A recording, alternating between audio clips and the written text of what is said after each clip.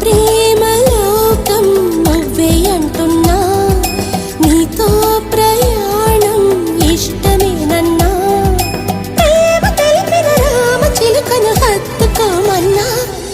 చెప్పాలనుంది చిన్న మాటైనా, ఆగనంది దాగనంది లోలోన, ఇన్నాళ్ళ నుండి ఉన్న మాటైనా, ఇప్పుడేగా చెప్పమంది ప్రేమైనా. పెదవి కదిలించుకో, మనసే వినిపించుకో, పరదా తొలగించు కొంతైనా.